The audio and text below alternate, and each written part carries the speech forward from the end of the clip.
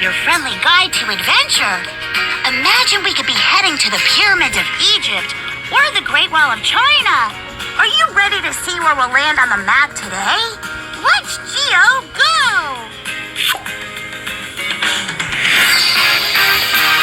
Hey everybody, let's Geo go!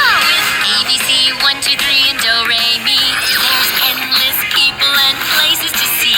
From the classroom they can search and explore. With every adventure you learn more.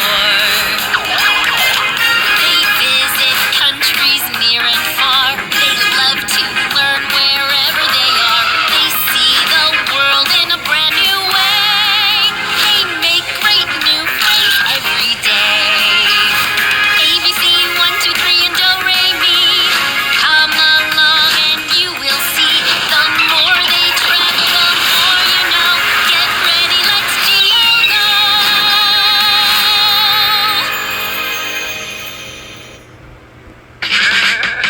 It all starts here, with a few sheep tending to our fields.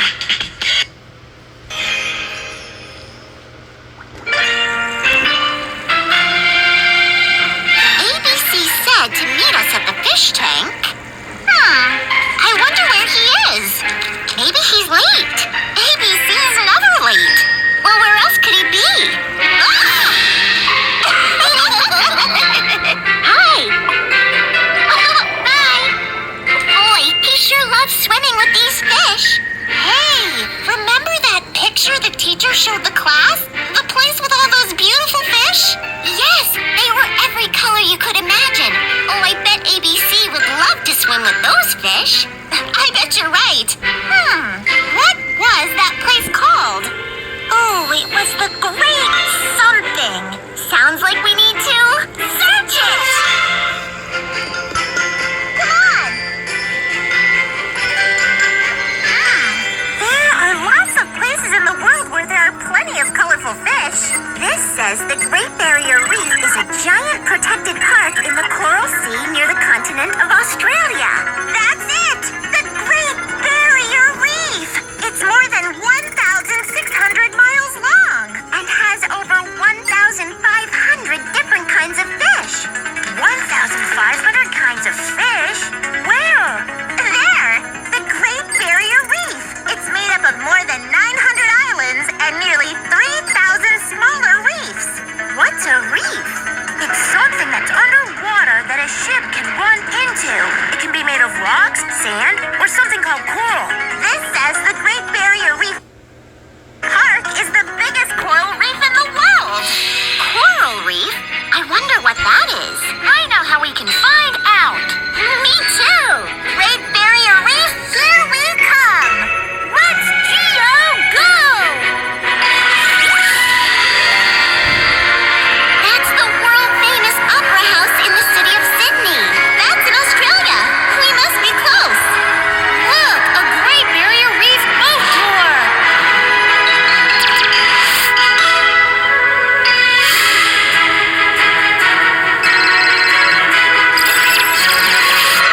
ABC 1, 2, 3 and Do Re Mi. G'day, mates. Hello. We've come to explore the Great Barrier Reef. Well, you're in the right place. Welcome aboard RJ and Becky's tour boat. Aw, look at that animal. It's so cute. That's a dugong. They're friendly, naturally curious mammals. And so are we. So we thought it was the perfect picture to put on our boat. I'd sure love to see a real live dugong. We aren't officially open for tours until tomorrow. Aww. But we've been doing some practice tours, so we can make a map of this part of the Great Barrier Reef. Well, do you need any practice passengers? Well, yes, actually we do. Yes. We just finished mapping an underwater meadow of seagrass we found over there, where the dugongs like to graze. Dugongs eat grass? Breakfast, lunch and dinner. Some people even call dugongs the cows of the sea. That meadow of seagrass is protected from the waves by the coral reef here. Oh, the coral reef. What exactly is coral? Well, corals are small animals that live in parts of the ocean that aren't very deep. They have a hard covering covering on the outside of their bodies, and they can attach themselves to rocks and to other corals. Fascinating. Well, these little critters poke out and grab tiny bits of food floating by. When a coral dies, its hard covering is left behind and a new coral attaches to it. Over time, so many corals pile on top of each other that they make a reef that goes from the bottom of the ocean up towards the surface. That's amazing. Yes, and scientists think that the corals here in the Great Barrier Reef first started growing about 6,000 years ago. No wonder it's the biggest coral reef in the world. Look over there! Hey, come back! I just wanted to say hello. Goodbye. Let's see if we can get us a closer look. I like how you think, Andre. Could we go just a little bit faster? I'm afraid we can't go too fast, ABC. There could be jagged coral ledges right under us. This is our first time through this part of the coral reef, so we need to be careful. I like how you think, Andre. So there's a coral reef right below us? With lots of fish? Yes, lots of them. Oh, that sounds amazing. I've got to dive in. He really likes to swim with fish. The coral reefs provide protection from ocean waves, so eggs can hatch and the youngsters can hide from big predators. Big predators? Like sharks. Discover the next evolution of all terrain. Like sharks. ABC, did you miss the part about the sharks? Sharks? No worries, mate. You don't need to go into the water to see what's below us. He doesn't? I don't. Andre built a surprise into our boat. Whoa! A glass-bottomed boat. It's so beautiful. Those are anemone fish. Oh, here's a fun fact. They're also called clownfish. Clownfish? That's more like a funny fact. Look. We're over the seagrass meadow now. Time for another surprise. Yes! Our boat has an underwater microphone, so we can hear the sounds of the Great Barrier Reef from below the surface. Best boat ever! Those clicking sounds the dolphins are making bounce off of things around them to let them know if they're about to run into something dangerous, like a shark. Or something friendly like a dugong. Aw, look! A baby dugong! It's coming right towards us. Well, I told you they were curious. Well, I'm curious about them too. Hi, baby dugong. The mom is protecting her baby. From what? From that. Do-re-mi fa-sol-la-ti. Whoa! Look at the size of that crocodile. It's almost 20 feet long. How do you like the tour so far? It's great and filled with lots of surprises. Wow! I thought the crocodile was big. Oh my goodness! That whale looks about 30 feet long! That's a minke whale. They're very friendly and very intelligent. It sounds like it's talking to us. I wish I knew what it was saying. I bet it's saying, "Hello, my new little friends."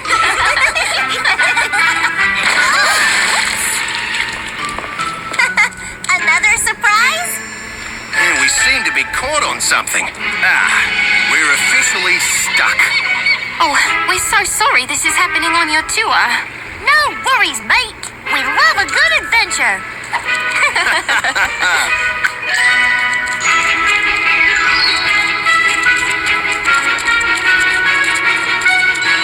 Wow! It's a sunken fishing boat. It looks like we're caught in a fishing net. If we get unhooked, we could be on our way. We better hurry, though. If we don't get free soon, we'll be stuck here all night. Oh, yay! Sleepover.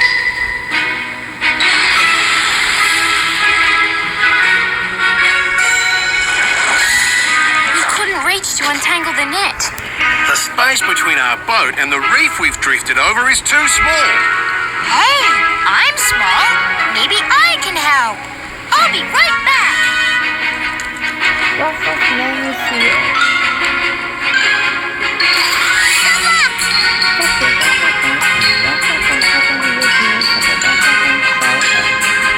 and space here. I got it! Yeah! You give the best Great Barrier Dugong Minke Whale Crocodile Boat Stuck on a Net tour ever! Yes, it was full of surprises! So many fish! So much fun! And now I believe this adventure is done!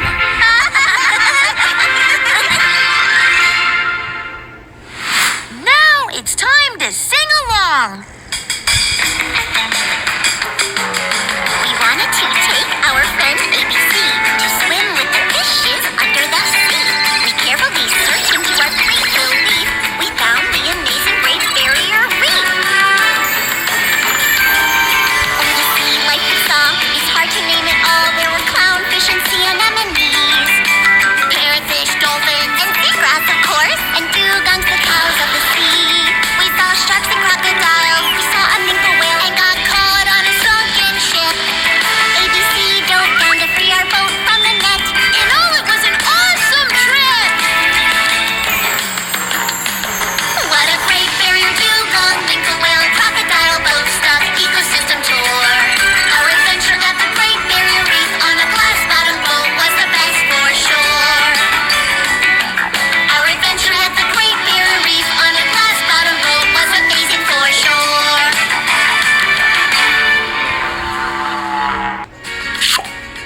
Ready for one more adventure? Let's see where our curiosity takes us now. Hey everybody, let's go! ABC 1, 2, 3 and do re mi. There's endless people and places to see. From the classroom they can search and explore. With every adventure you learn more. They visit countries near and far. They love to learn wherever they are. They see the world in a brand new way. They make great new friends every day. ABC 1, 2, 3 and do re mi. Come along and you will see. The more they travel, the more you know. Get ready, let's go!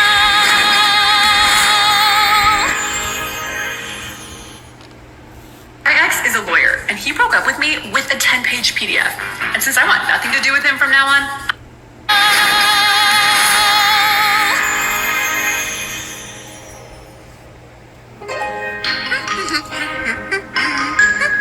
Wow, your volcano looks just like the real thing. Thank you. Ready? I found everything we need to make your volcano erupt. Yes! An erupting volcano? What a great way to start a day. Okay, I'm ready. Red food coloring, vinegar, baking soda. Yes. Stand back. Nori Masolachi Volcano. That was awesome! Of course, real volcanoes don't really erupt because of baking soda and vinegar. I wonder what real lava is made of. Huh, me too. I know. Let's search it. This says that deep inside the earth there is a super hot liquid made of melted rock. It's called magma. And sometimes that magma flows up through the cracks in the earth and breaks through the surface. That's called an eruption. Wait, if magma is liquid rock, what is lava? Look, it's the same thing.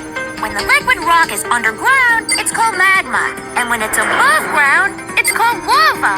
There are actually scientists who study volcanoes. They're called volcanologists. This says volcanologists who wanted to learn more about how volcanoes work built a special place called an observatory right on top of a volcano. And guess what? It's on an area of land that's completely surrounded by water. Hawaii. Hawaii is one of the 50 United States. But instead of being one piece of land like most states, Hawaii is a group of islands. Which island is the observatory on? There! The Hawaiian Volcano Observatory is on the Big Island of Hawaii. Ooh, on the Big Island, two volcanoes named Kilauea and Mauna Loa are still erupting. I love adventure, but how can you put a building on top of an active volcano? This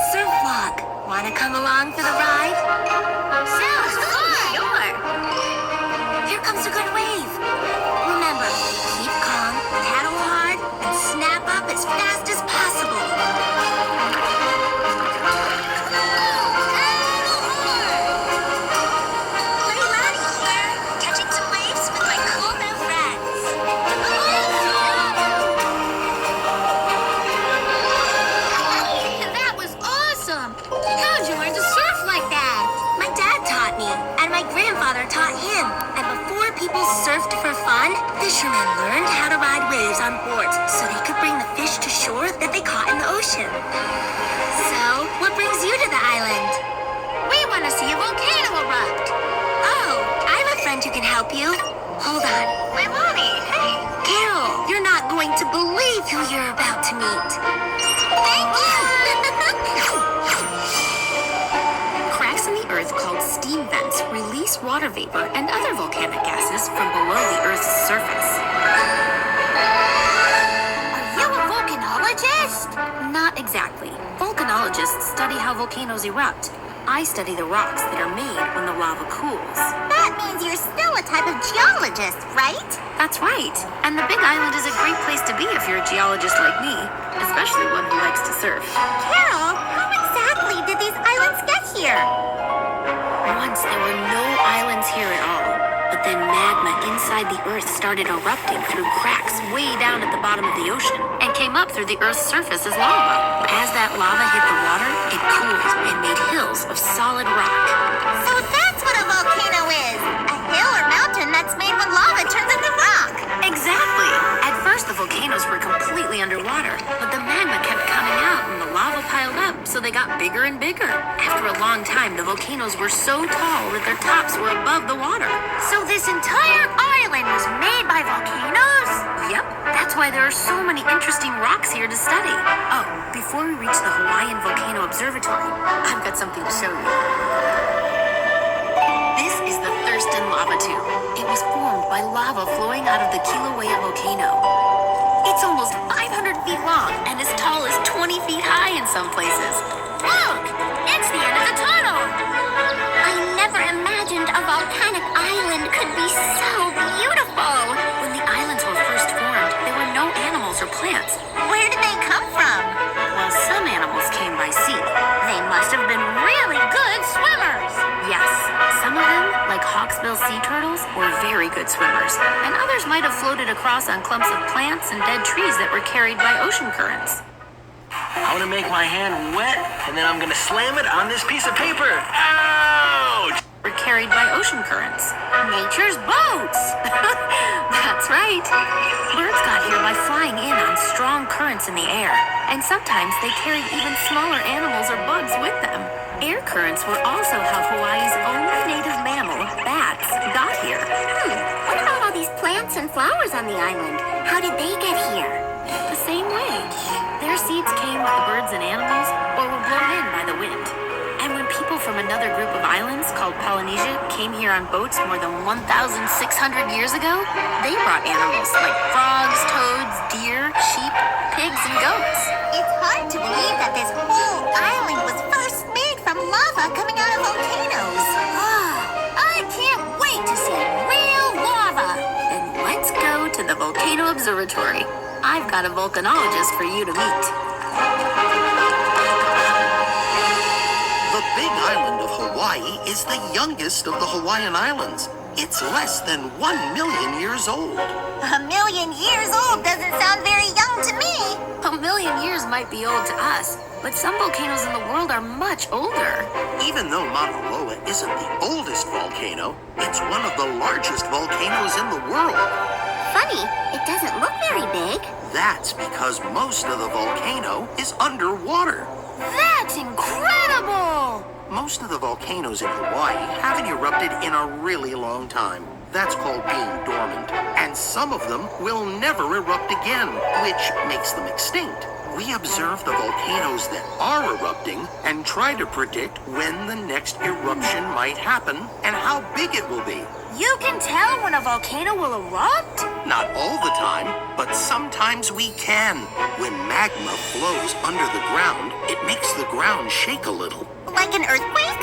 That's right. At the observatory, we record the earthquakes and collect and study the lava that comes out of the volcano. Lava? Can we see lava from here?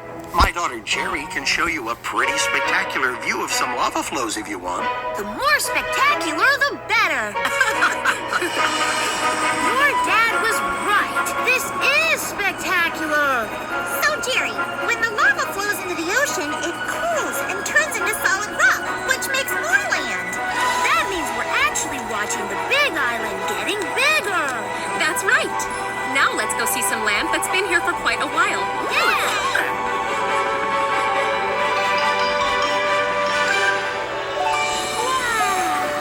That's the Hialawe Falls. It's one of the tallest waterfalls in all the islands. It's so beautiful. Hold on. I'll show you some more.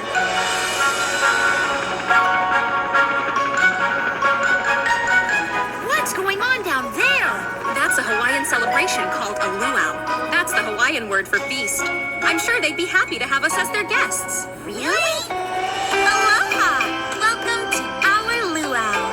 A necklace made of flowers. Oh, it's so pretty. Oh, and the smell. That's called a lei. We give them to special visitors to welcome them to the island. And this is my ohana, my family. Would you like to do the hula with us? Sure! What's the hula? It's a dance that's been performed in Hawaii for hundreds of years. You use your hands and hips to tell a story. I love to dance, but I've never done the hula before. Oh, it's fun! Come on, I'll show you.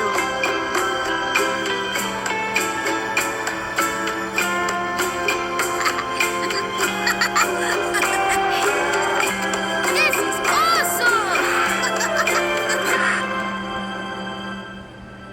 Now it's time to sing along.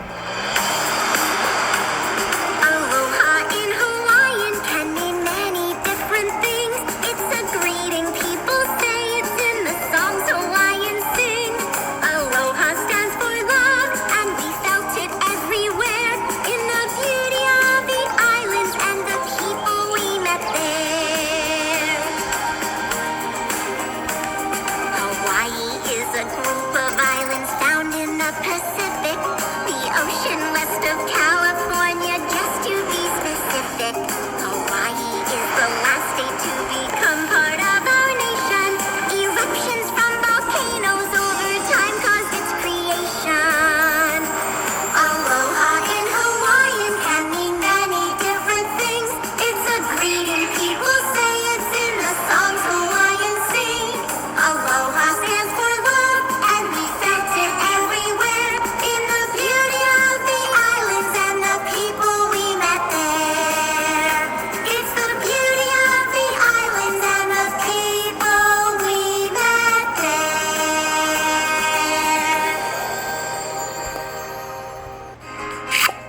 I'm so excited to see where our curiosity takes us next. Are you ready to explore and discover something new? Let's Geo go! Welcome back to the Mario Party Game Show expansion starring you and your friends. For something new? Let's Geo go!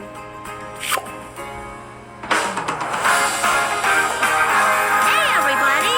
Let's Geo go! With ABC 1, 2, 3, and Do Re Mi. There's endless people and places to see. From the classroom they can search and explore. With every adventure you learn more. They visit countries near and far. They love to learn wherever they are. They see the world in a brand new way. They make great new friends every day. ABC 1, 2, 3, and Do Re Mi. Come along and you will see. The more they travel, the more you know.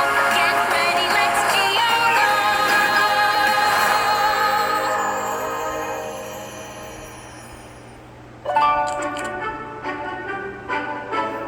What are you waiting for? The feeling you get when you have a great idea for something to paint. It's called inspiration. It'll come. It always does. What are you doing, ABC? Walking like a penguin. Wanna walk like a penguin too? Sure. The teacher was talking about penguins this morning. They're my new favorite animal. Ooh, what's your favorite kind of penguin? There's more than one? Sure, there are many different kinds. That sounds like something I need to explore. Free penguin pilot. Let's search it. Whoa, there are so many different kinds. And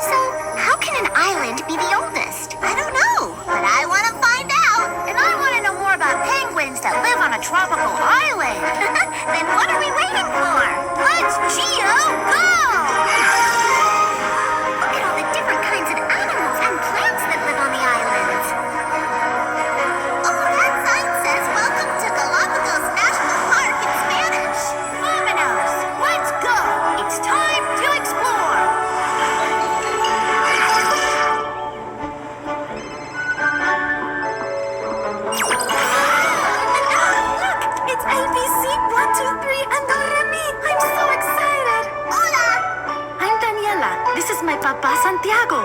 Oh, can I guess why you're here? Can I? Oh, I know. You're here to see the giant tortoise? Giant tortoise? It can weigh almost 450 pounds and live to be 100 years old. It can?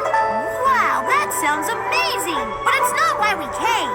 I want to see a Galapagos penguin, and 123 wants to know how one island can be older than another. Volcanoes. Volcanoes? Imagine this. Each time lava flows out of the ground, the volcano gets a little taller.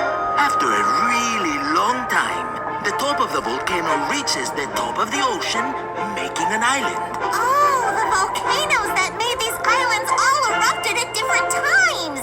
That's why some islands are older than others. Got it. But now I have another question. If the Galapagos Islands were made by volcanoes, and the islands are more than 600 miles away from the closest land, how did all the animals and plants get here? The animals either came over the water or through the air. Seabirds that could fly long distances flew here. But for plants, it was a little more difficult. They arrived on the islands as seeds, sometimes in the poop of birds. Or the seeds floated ashore on the sea. And sometimes seeds were carried to the islands by the wind. Seeds can blow in the wind for almost 600 miles? Yes, very small ones, like grass seeds. What about the animals? Some animals came by sea. If they were good enough swimmers, they could have swum the 600 miles from the land to the islands. And other animals, like reptiles, arrived on floating clumps of water plants. Those are incredible journeys. I think so too. Papa, we should drop them off on Maria la Islas. That's where you'll find the Galapagos penguins. Great! Bye. Thanks for the ride. Oh, it sure is warm in the Galapagos Islands. Do re mi fa sol la ti. Whoa! 1, 2, 3. I have that feeling. What feeling? The one I was waiting for back in the classroom. Inspiration. It's so beautiful. Fall is the season for reinvention. It's easy to do with me. Inspiration. It's so beautiful. If only I had my paints. I'd start right now. I just might have a new favorite animal. No, I definitely have a new favorite animal. Yes. That's how it gets rid of salt. Salt? Oh, salt that it gets from swimming in the ocean. Wait, iguanas swim in the ocean? This kind of iguana does. Oh, here's a fun fact. They can stay underwater for 30 minutes at a time. 30 minutes? I gotta see what they're doing under there. Oh, careful, the water is really cold. No wonder penguins like it. But there's so much to see.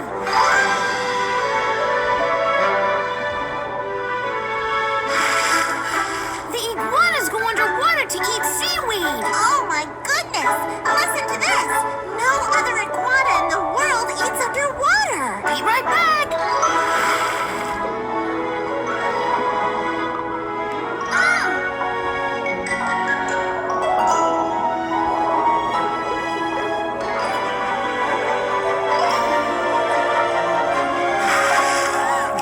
I saw a Galapagos penguin! Two, to be exact. Mission accomplished. Where to now? Oh, there's so much to see in the Galapagos. I'm sure we'll run into something exciting. We really need a little warning. Wow! It's a giant tortoise. It can go a year without any water. A whole year? I might have a new favorite animal. Do you think this one is 100 years old? Maybe. It looks pretty old to me. ABC 1, 2, 3 and Do Re Mi. I'm so excited you're here. Nice to meet you. I'm Darwin, and I live here. Well, not here, but in town. I come up here to find inspiration. Exactly. Inspiration for what? I'm writing a book about the Galapagos Islands. Oh, how fun. Were you named after the famous scientist, Charles Darwin? Yes, although he came to the islands long before before I was born. Almost 200 years ago in 1835. Yes, they lived so long that the parents of that giant tortoise may have been alive when Charles Darwin was here making his amazing discoveries. What kind of discoveries? I'll show you. That's a flightless cormorant. It's only found on 2 islands in the Galapagos. Flightless? You mean it's a bird that doesn't fly? That's right. Over a really long period of time, that bird's wings got smaller and smaller because it no longer needed to fly. But why?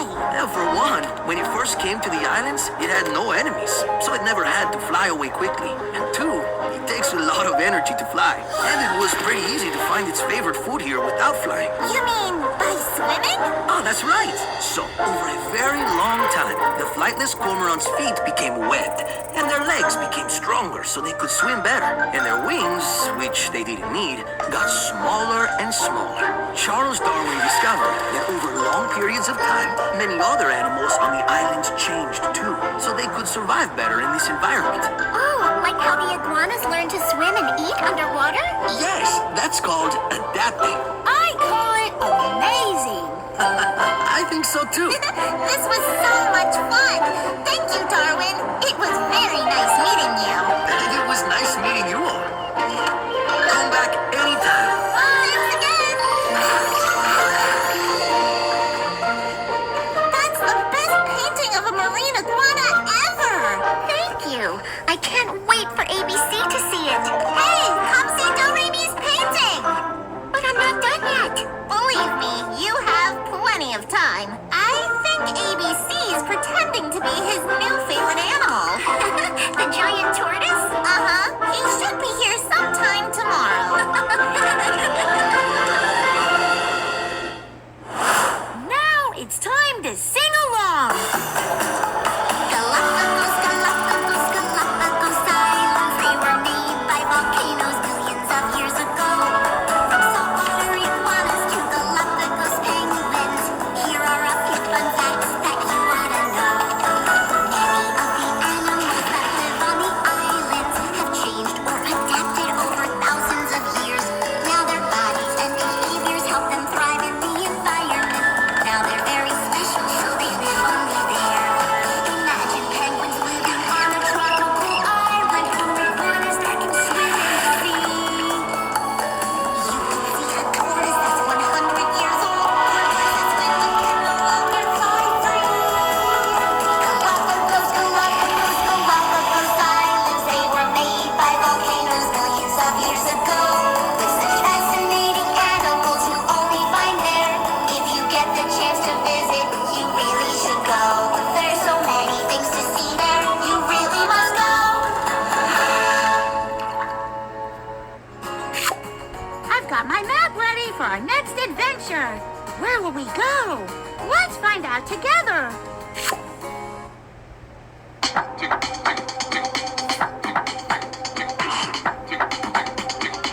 Oh, let's find out together.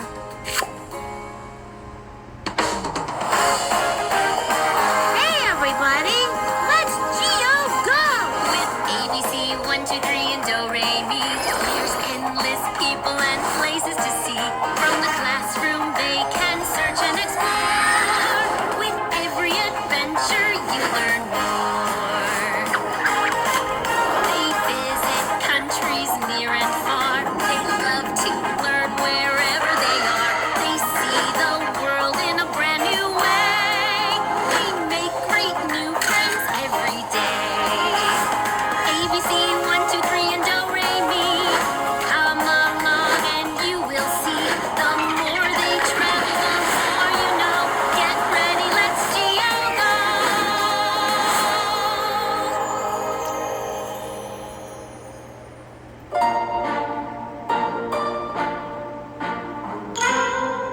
One, two, three. The teacher left a riddle on the whiteboard. Yes! You mean? Yep. It's time for another episode of Guess the Lesson. Are you ready? Absolutely! I love this game. Solve this riddle to learn what tomorrow's class is going to be about. I'm swamped with gators and many big crocs, a river of grass, and some very pink flocks. A river of Gators and crocs? And who doesn't love a very pink flock? Let's search it! We know a flock can mean a group of birds, so this place probably has flocks of pink birds. Those are definitely some of the pinkest birds I've ever seen. They're called flamingos. I love how they stand. Wow! Flamingos live in a lot of places. Let's see if any of these places have both gators and crocs. Ooh, so here's a fun fact. Alligators and crocodiles only live in the same place in one part of the world, the state of Florida in the United States. Ooh, there are lots of flamingos in Florida too. But where in Florida?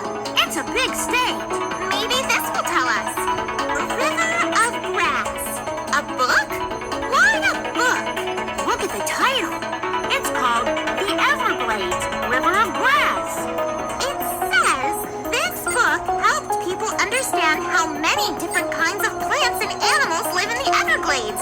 Because there are so many different types of environments there. The Everglades has swamps, islands, forests, lakes, rivers, and yep, even a river of grass.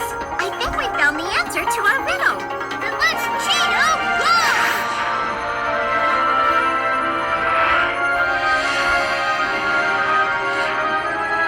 Look! That sign says Everglades National Park. It's time to explore and learn more and more.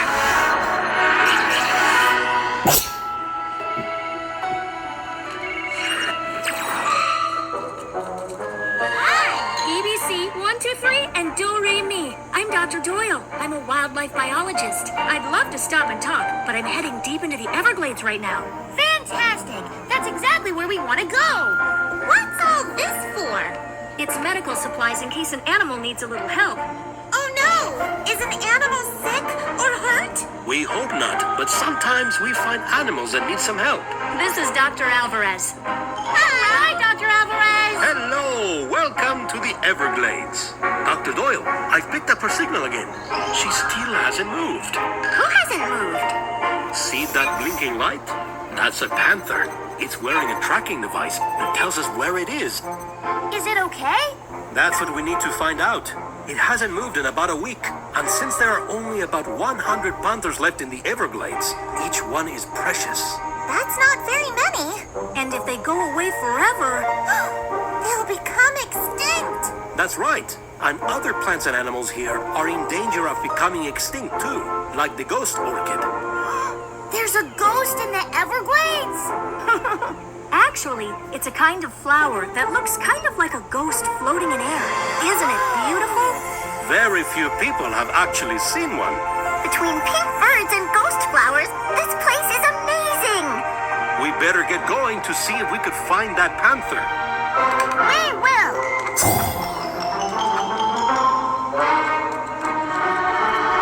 Want to start the engine on this airboat, ABC? You bet I do! Go ahead. Hit that...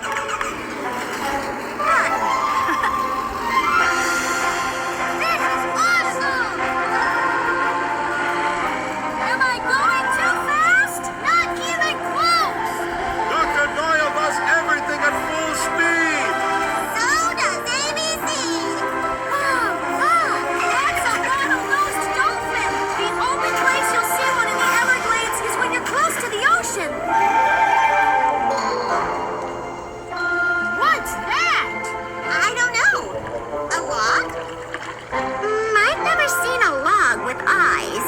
Are you an alligator? Or a crocodile? Good question. The easiest way to tell the difference is the shape of their snout. A crocodile's snout is very pointy. Then I think this one's a crocodile. Another way to tell the difference is when the animal's mouth is closed. If you can see its teeth, then it's a crocodile. Yep, you're a croc. Dr. Doyle, can you take us into the cypress swamp? I want to show them something. A ghost orchid? No.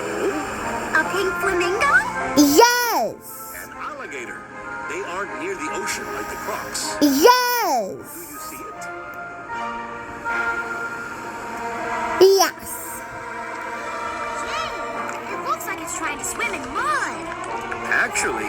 alligator is making a watering hole. During some times of the year, the Everglades don't get as much rain, but the water in the hole will stay until the rainy season begins. Not only will the alligator live in the water will attract other animals that the alligator likes to eat.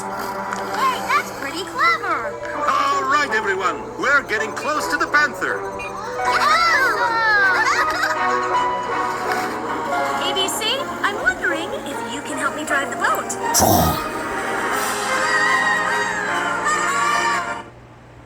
Have you outgrown your call tracking tool? Call tracking metrics is built for scaling your business. The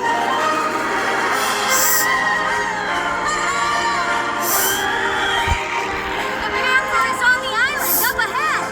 An island? Yeah, there are more than 9,000 islands in the Everglades.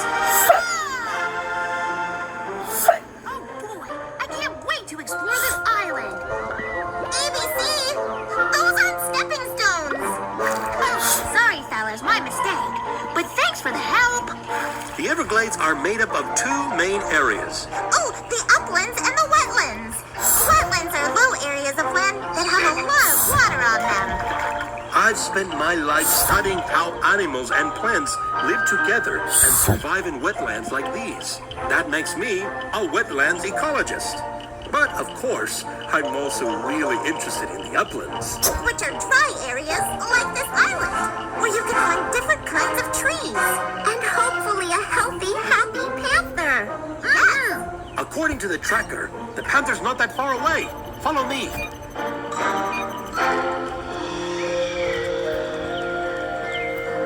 Listen. It sounds like nature's performing a concert for us. Listen to that! I didn't know they had pigs in the Everglades. You're a piggy piggy. That does sound like a pig, but it's likely a pig frog. A pig frog?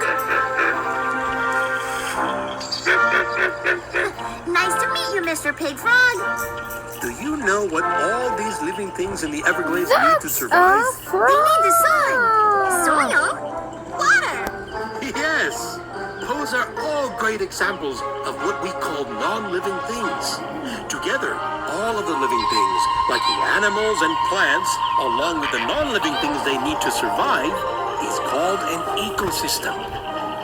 Wow. The Everglades must be one of the greatest ecosystems in the world. And it's one of the biggest national parks in America. Hey, look at that. Come back here. ABC, don't move. It's right in front of you. I see the panther. You mean panthers? Don't make me Now we know the reason that she wasn't moving. 2 reasons, to be precise. Kittens. And people like Dr. Doyle and I are here to make sure they'll have a healthy ecosystem to grow up in. Oh, I think the mom sees us. I'm guessing she wants to be alone with her kittens. That's a very good guess, ABC. Let's head back to the boat. Bye. Kittens. Oh, right. Bye, little kitties.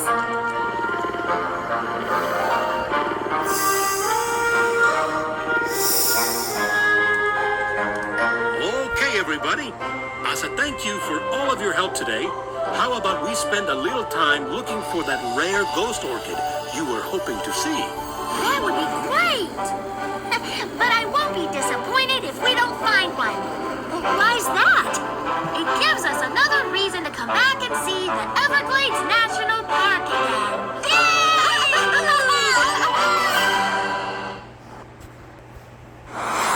Now it's time to sing along. What's home to gators and very big crocs? Rivers of grass and some very pink flocks. Swamps, lots of islands and miles of bays. You're right, it's the Florida Everglades. Panthers, bobcats, raccoons, and deer.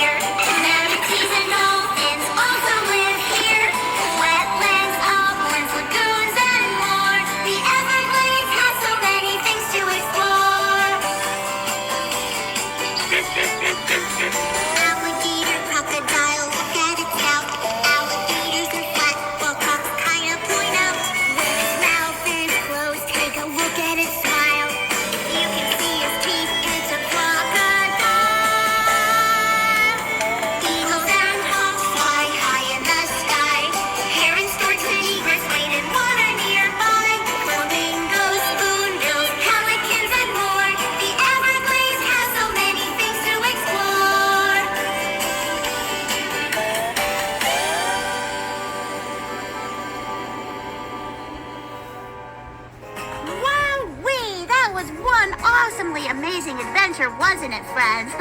Remember to hit that like button and subscribe for more amazing travels with me, Do-Re-Mi, and 123. I can't wait to see you on our next grand adventure.